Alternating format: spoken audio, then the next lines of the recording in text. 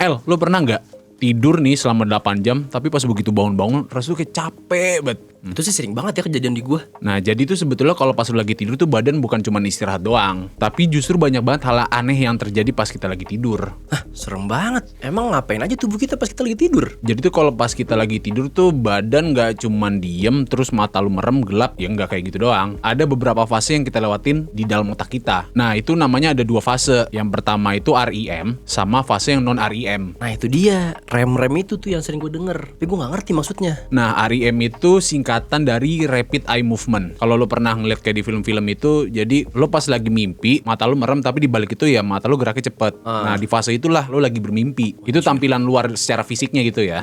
Nah, sebelum lo masuk tahap REM ini, kita ada di tahapnya non REM dulu. Oh, jadi otak tuh udah kayak ada jadwal gitu ya pas kita tidur. Nah iya, dan di tiap fase itu biasanya punya tugasnya masing-masing. Misalnya pas kondisinya ini lu tidur lagi pules banget. Nah itu tuh tubuh kayak memperbaiki sel-sel yang rusak. Lalu juga sistem kekebalan tubuh tuh mulai bekerja. Dan kayak hormon pertumbuhan itu tuh juga dilepas. Di situ juga otak mulai ngebersihin informasi yang gak penting. Jadi yang di-keep tuh yang pentingnya doang. Berarti kalau gue suka begadang, proses-proses yang tadi lu sebutin gak bakal kejadian ya? Nah bener, kalau tidur lo yang gak pules atau kayak sering banget kebangun tuh di tengah tidur lo, itu tuh tandanya lo belum masuk ke tahap REM ini. Jadi kalau misalkan lo dalam keadaan yang stres nih, terus tidur lo akhirnya juga berpengaruh gitu dari stres lo gitu, lo sering kebangun, ya itu akhirnya ntar juga malah jadi bisa ngaruh ke kesehatan lo dalam jangka panjang. Terus kalau soal mimpi, kenapa otak repot-repot nih bikin mimpi? Otak lo ada di dalam kondisi yang dia kayak ngerekam dari semua informasi yang lo peroleh. Dia nih kayak ngerapihin mana file yang penting untuk di-keep dan dibuang nih yang nggak perlu. Nah kadang dalam proses mimpi itu kan sering banget tuh muncul gambaran secara acak. Nah itu tuh mimpi. Tapi mimpi gue tuh kadang random banget Ki. Gue bisa di rumah yang lama, gue bisa ketemu mantan,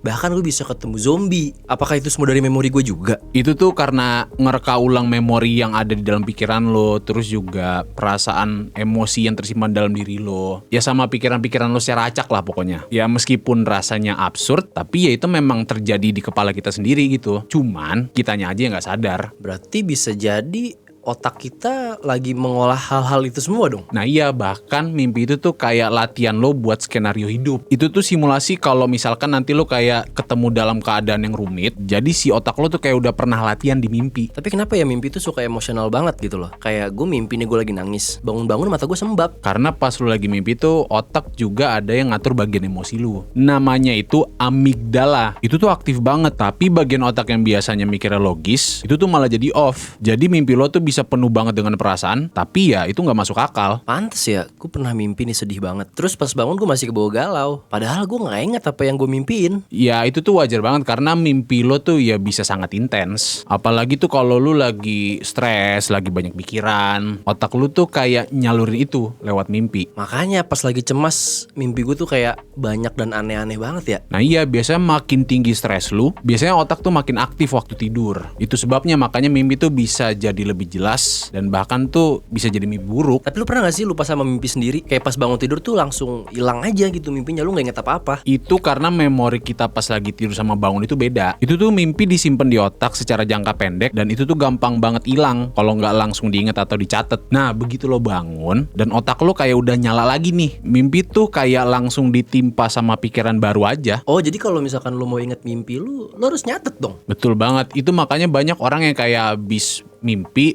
mereka tuh langsung nyatet gitu loh untuk ngerekam mimpi mereka pas mereka baru bangun tidur. Pantes aja gue gak pernah inget detail. Orang gue bangun-bangun langsung buka HP. Itu karena pas begitu lo bangun otak lo tuh langsung mikirin notifikasi. Ya jadi mimpi lo kehapus. Terus kalau ada orang nih yang ngerasa dia gak pernah mimpi sama sekali, itu normal gak? Nah nggak, sebenarnya mayoritas mimpi itu kan terjadinya cuman pas lagi tengah malam. Cuman ya merekanya nih nggak inget aja. Tapi juga ada kondisi yang sangat langka. Namanya itu sindrom Charcot-Wilbrand. Nah orang dengan kondisi ini tuh beneran gak bisa mimpi karena ada kerusakan di bagian otaknya. Serem juga ya, berarti kalau itu bisa dibilang kelainan dong. Tapi kalau gue kan cuman gak inget doang ya, berarti itu normal-normal aja kan? Iya, kalau lo masih tidur normal dan begitu lo bangun ya masih dalam keadaan yang seger, itu tuh jadi tanda kalau otak lo tuh udah ngejalanin proses tidurnya dengan baik lah. Tapi lo percaya gak sih kalau mimpi itu tuh bukan cuma sekedar bunga tidur aja? Kalau gue sih percaya banget Ki, mimpi tuh gak sesimpel orang kira. Banyak teori konspirasi yang bilang kalau mimpi itu semacam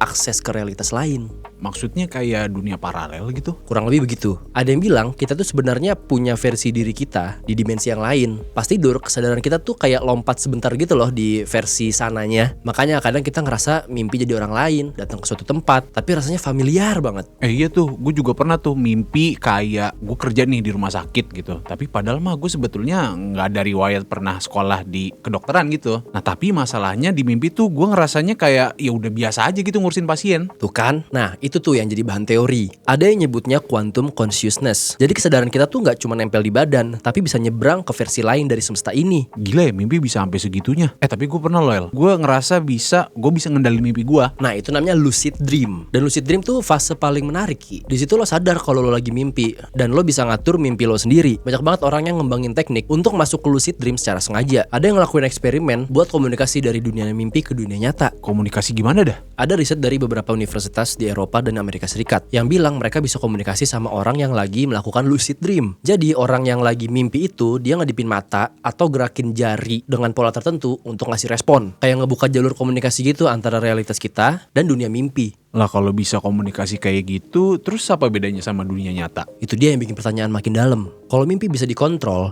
bisa jadi alat komunikasi, bisa jadi tempat yang konsisten, jangan-jangan mimpi itu emang tempat yang beneran ada. Cuman kita aja yang belum bisa bedain mana nyata, mana enggak. Serem banget gak sih kalau kayak gitu? Kita malah jadi gak bisa ngebedain mana yang dunia nyata dong. Itu pertanyaan filosofis banget, men. Tapi ada yang bilang juga kalau sebenarnya dunia nyata ini sebenarnya ilusi. Dan mimpi itu justru sambungan ke kesadaran yang lebih besar. Bahkan di budaya-budaya lama, contohnya suku aborigin dari Australia, itu menganggap bahwa dunia mimpi itu tempat yang suci. Mereka percaya lewat mimpi mereka bisa ngobrol sama leluhur.